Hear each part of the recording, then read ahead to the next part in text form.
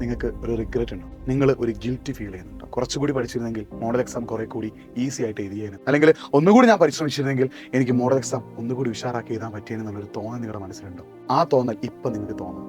കാരണം ഈ തോന്നൽ നിങ്ങൾക്ക് പബ്ലിക് എക്സാമിനാണ് തോന്നുന്നെങ്കിൽ അവിടെ നിങ്ങൾ ഒരുപാട് സങ്കടപ്പെടേണ്ടി വരും. ഇത് മോഡൽ എക്സാമാണ്. പബ്ലിക് എക്സാമിലേക്ക് ഇനിയും കുറച്ചുകൂടി സമയമുണ്ട്. നിങ്ങളുടെ ഉള്ളിൽ ഒരു കുറ്റബോധം തോന്നുന്നുണ്ടെങ്കിൽ, കുറച്ചുകൂടി എഫേർട്ട് എടുത്ത് പഠിക്കാമായിരുന്നു തോന്നുന്നുണ്ടെങ്കിൽ, നിങ്ങൾ ശരിയായ പാതയിലാണ്. ഈ സെക്കൻഡ് മുതൽ, ഈ നിമിഷം മുതൽ നിങ്ങൾ പഠിച്ചു തുടങ്ങുക. മോഡൽ എക്സാം നിങ്ങൾ ക്വസ്റ്റ്യൻ പേപ്പർ കറക്റ്റ് അനലൈസ് ചെയ്യുക.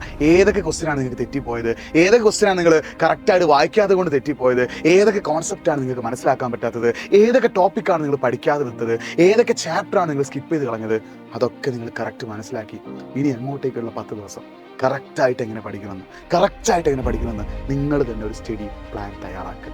എന്നിട്ട് ഇപ്പം നിങ്ങളുടെ മനസ്സിൽ തോന്നിയ കുറ്റബോധത്തെ നാളെ സന്തോഷത്തിൻ്റെ പൂച്ചെണ്ടുകളാക്കാൻ, നിങ്ങളുടെ പാരൻസിനെയും എല്ലാവരെയും ഹാപ്പിയാക്കി കിട്ടുന്ന ഒരു സുവർണ്ണ അവസരമാക്കി മാറ്റാൻ നിങ്ങളെ കൊണ്ട് പറ്റും. നിങ്ങൾ പഠിക്കാൻ തയ്യാറാവുക. മോഡൽ എക്സാം കറക്റ്റായിട്ട് അനലൈസ് ചെയ്തിട്ട് നിങ്ങളുടെ പ്രശ്നങ്ങൾ എന്തൊക്കെയാണ്, നിങ്ങളുടെ മിസ്റ്റേക്ക് എന്തൊക്കെയാണ്, ഏതൊക്കെയാണ് ടഫായിട്ടുള്ള ചാപ്റ്റേഴ്സ്, ഏതൊക്കെ വിഷയങ്ങളാണ് ടഫായിട്ടുള്ളത്, ഏതൊക്കെ കോൺസെപ്റ്റാണ് ക്ലിയർ ആവാത്തത്, ഇത് മനസ്സിലാക്കി പഠിക്കാൻ തയ്യാറായാൽ മക്കളെ, ഈ മോഡൽ എക്സാമിന് ഒരു സ്റ്റഡി മെറ്റീരിയൽ ആയിട്ട് എടുത്ത് നിങ്ങളുടെ പ്രശ്നങ്ങളും കുറ്റങ്ങളും കണ്ടെത്തി പഠിക്കാൻ തയ്യാറായ മക്കളെ, നിങ്ങൾക്ക് പബ്ലിക് എക്സാം നന്നായിട്ട് എഴുതാം.